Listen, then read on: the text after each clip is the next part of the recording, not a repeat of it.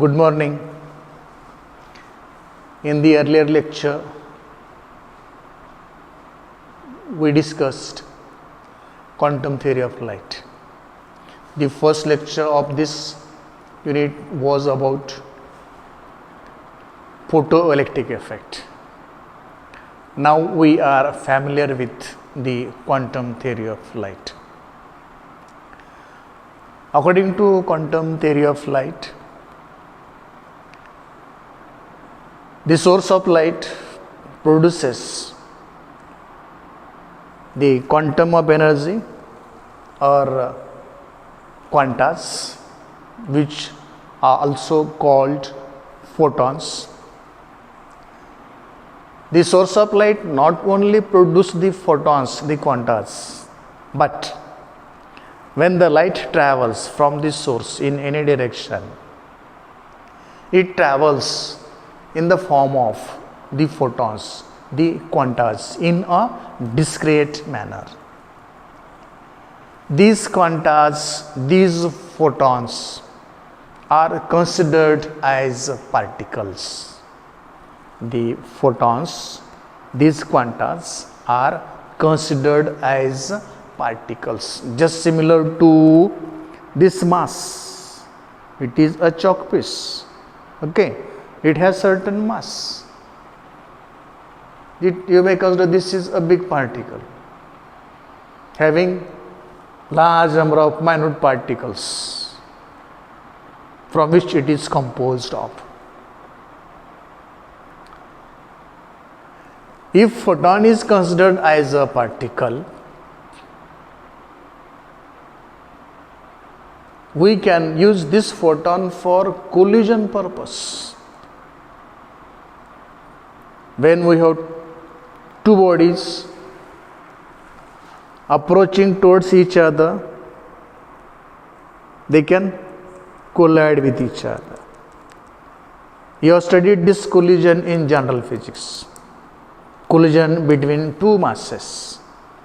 Either these two masses are coming towards each other, or one mass may be stationary, other mass is approaching towards this rest mass, get collide with this.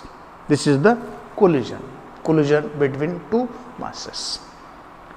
Just similar to collision between these two masses, it is possible to have collision between the photon and any other mass, any other particle. This was the idea of Compton. Compton put forth this idea that if photon is a particle, it may get collide with other particle, because photon is always in motion. Rest mass of this quanta or rest mass of this photon is 0. Rest mass of other particles, rest mass of other objects is always finite, more than 0, greater than 0. But rest mass of photon is 0. A photon, which is a particle of 0 mass, 0 rest mass, when it is in motion, it may collide with any other particle. This idea was put forth by Compton. Not only he put forth his idea, but he worked on his idea. He performed one experiment on collision of photon with other particle. The other particle considered here is an electron. The photon is so small that it can interact with a single electron. The photon is so small that it can interact with a single electron. And the study he made for the collision of the photon and electron is nowadays popularly known as Compton effect. Let me draw a simple figure to show diagrammatical representation or the experimental setup for study of Compton effect, in which the photon is colliding with an electron. And the simple figure we need for this purpose is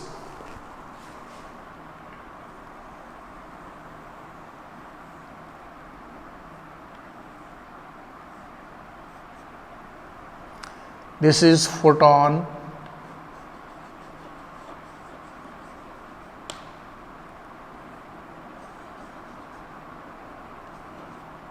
this is actually X-ray photon. This is actually X-ray photon of very high frequency and very short wavelength. The wavelength in angstrom, maybe about 1 angstrom. Here we have an electron.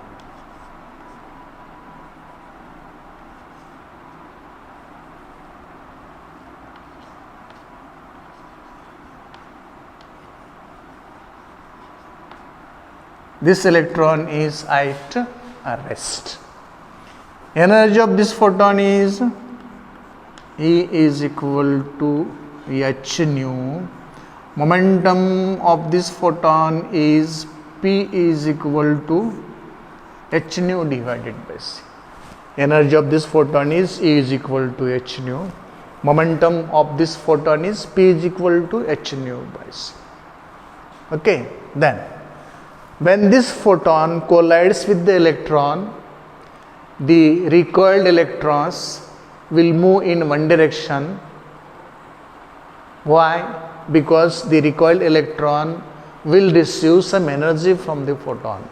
The photon will lose some part of its energy and the photon get scattered in some direction.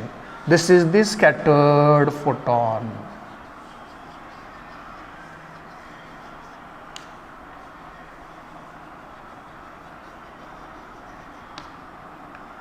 Energy of this scattered photon is E is equal to h nu dash and its momentum P is h nu dash divided by C. This is the original direction of propagation of the photon, and the recoiled electrons, the electron when get collide with the photon acquire energy. Before that its energy is, its rest mass energy is E is equal to m0 c square. As it is at rest, its momentum p is 0 and this recoiled electron after collision will move in this direction. Here its momentum will be p is equal to p, its energy will be m0 square c to the power 4 plus p square c square inside the square root. The recoiled electron makes angle theta with original direction of a photon, and the scattered photon makes angle phi with the original direction of the photon. This is the simple figure representing diagrammatically the Compton effect. This is a simple figure representing diagrammatically the Compton effect. Let me repeat. This is incident photon, X-ray photon of very high frequency, very short wavelength. Its energy is E is equal to h nu. Its rest mass is 0. Its momentum is P is equal to h nu by c. Here we have electron. This electron is at rest, electron at rest. Rest mass of electron is m0, and therefore rest mass energy of this electron is E is equal to m0 c square. As it is at rest, its momentum is 0. When the photon gets collide with the electron, this recoiled electron will move in this direction and the scattered photon will move in this direction. This is the original direction of propagation of the incident photon. Scattered photon makes angle phi with the original direction of photon. Recoiled electron makes angle theta with the original direction of photon. Rest electron starts moving after collision. This is because photon has lost some energy in collision with the electron, and the electron has acquired that energy which was lost by photon, and therefore after collision energy of photon instead of E is equal to h nu becomes E is equal to h nu dash, and its momentum instead of h nu by c becomes h nu dash by c. Rest mass energy of photon was m0 c square. When it comes in motion, because of gaining energy from the photon after collision, it becomes E is equal to square root of m0 square c to the power 4 plus p square c square. Momentum 0. Now here it becomes p.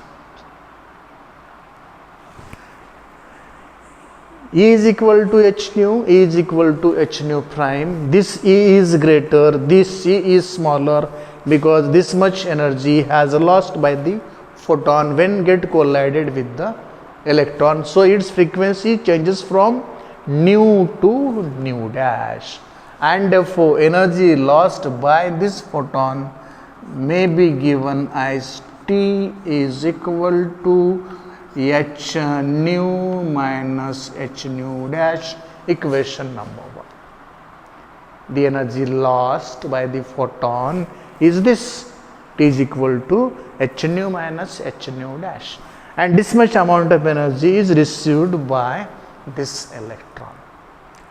Total energy of the photon is given by the formula E is equal to h nu. If motion of the photon is relativistic, if the photon is moving with velocity of light or with that velocity comparable with velocity of light, but photon is actually moving with velocity of light, and therefore motion of the photon is relativistic motion. For relativistic motion, total energy is given by the formula m0 square c to the power 4 plus p square c square, this whole inside this square root. This is equation for total energy of the photon. m0 square c to the power 4 inside the square root, rest mass energy of the photon. P square c square, energy of the photon when it, kinetic energy of the photon when it is in motion with velocity c. But we assumed that, and it is the practical fact, rest mass of photon is 0, that is m0 is 0 for photon. as m0 is 0 for photon, m0 square c to the power 4 will be 0, and therefore this h nu will be simply equal to square root of p square c square, that is nothing but pc. So h nu is equal to pc, or from this equation we may write p is equal to h nu divided by c, equation number 2.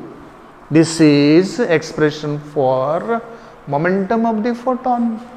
P is momentum of the photon, and from this equation it is given by h nu by c, and therefore here momentum of this photon is represented by p is equal to h nu by c.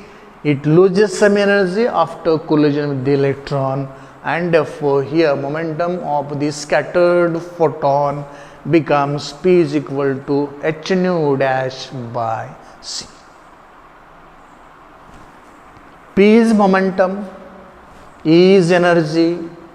Energy is a scalar quantity. It can be completely described with the help of its magnitude only. P, momentum, it is a vector quantity. It is not scalar quantity. And therefore, for complete description of momentum of a photon incorporates both magnitude and direction. P, the momentum, is a vector quantity, and therefore complete description of momentum P of the photon incorporates the magnitude as well as direction. To study Compton effect, what we do, we shall use the principle of conservation of momentum. To study this Compton effect, what we do, we shall use the principle of conservation of momentum. And what is principle of conservation of momentum? Momentum before collision is equal to momentum after collision. We have used this same statement for the conservation of momentum in BSc second year in the unit relativity, while discussing the relative mass or mass velocity relation, or the relativity of the mass. While talking about the relativity of the mass, we used this same principle of conservation of momentum. So, to understand the Compton effect, we are going to use the principle of conservation of momentum, and to apply the principle of conservation of momentum, we consider two directions mutually perpendicular to each other.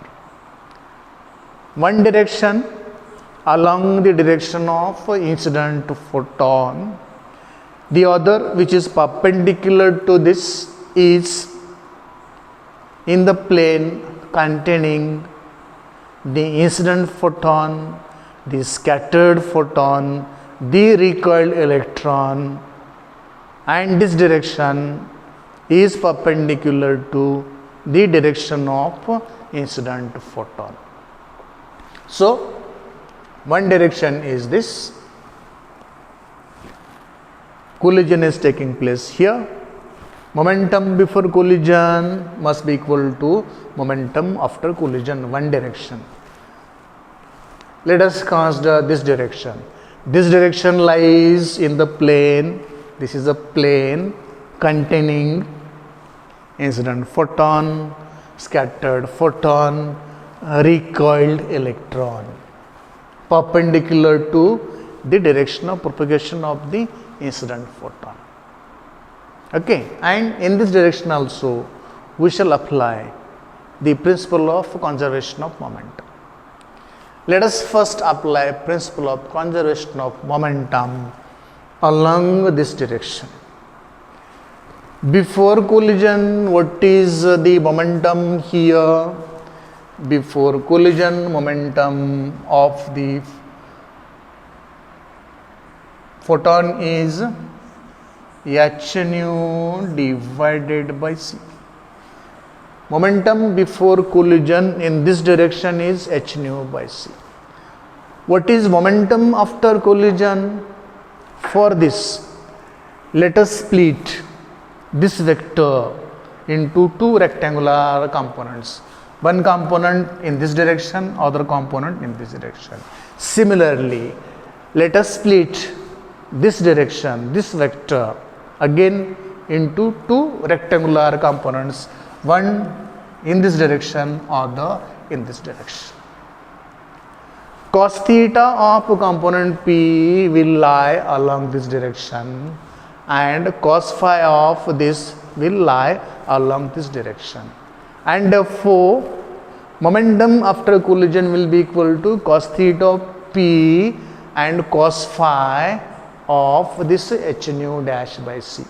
So, momentum before collision is equal to momentum after collision, and momentum after collision is this P cos theta plus h nu dash divided by c cos phi, equation number 3. When we apply principle of conservation of momentum in this direction, we can write this equation. Momentum before collision is equal to momentum after collision. That is h nu by c is equal to p cos theta plus h nu dash by c cos phi, equation 3. Then let me consider this direction. What is momentum in this direction before collision? No momentum, 0. So let me write 0 here. Momentum before collision in a direction perpendicular to direction of propagation of incident photon is 0. Okay. What component of this is coming in this direction? Sine component of this is coming in this direction. So sine phi of this is in this direction and sine phi of this p is in this direction. If this is taken positive, this will be negative because this direction and this direction are opposite to each other, and therefore 0 will be equal to, according to the momentum, according to the principle of conservation of momentum along this direction is 0 momentum before collision. After collision, momentum in this direction is h nu dash by c sin phi minus p sin theta, equation number 4. When we apply principle of conservation of momentum in this direction, the equation we obtained is equation 3. When we apply principle of conservation of momentum in this direction, the equation we obtain is this 0 is equal to h nu dash by c into sin phi minus p sin theta, equation number 4. After getting these equations, we have to simplify these equations further. We have to simplify these equations such that we have to simplify and manipulate. We have to simplify and manipulate equations 3 and 4. And while simplifying and manipulating equations 3 and 4, we are going to take help of equation 1 and equation 2. We shall simplify, manipulate equations 3 and 4, which are obtained by applying principle of conservation of momentum, and while doing these things we shall take help of equation 1 and equation 2. Now what we are going to do after simplifying and manipulating equations 3 and 4? After manipulating equations 3 and 4, we are going to obtain a relation between difference of the frequency nu and nu dash. We are going to obtain a relation between difference of the frequency nu and nu dash. Frequency nu, the frequency of incident photon, frequency nu dash, the frequency of scattered photon. And then we shall convert this, representing difference between the wavelength of scattered photon and wavelength of incident photon. Nu is greater than nu dash if we find corresponding wavelengths.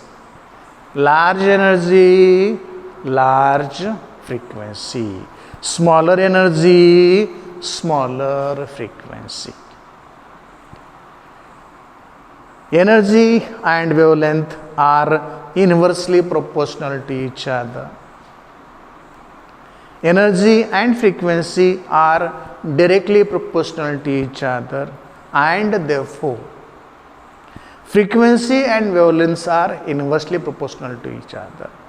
So when we get an equation representing difference of frequency of incident photon and that of scattered photon, we will convert this into difference of wavelength of scattered photon and that of incident photon.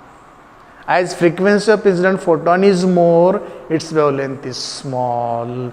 As frequency of scattered photon is small, its wavelength will be large.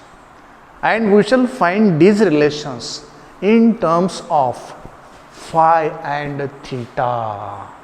Phi, angle between direction of incident photon and direction of scattered photon. Theta, angle between direction of incident photon and a recoil electron. We are going to derive relation for difference between nu and nu dash, or lambda dash and lambda, in terms of the angles phi and theta, where phi is angle between incident and scattered direction of photon, theta is angle between incident direction of photon and the direction of a recoiled electron. This is a bigger article. It may need 3 lectures.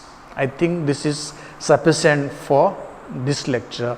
Hope you got all these things clearly. Thank you.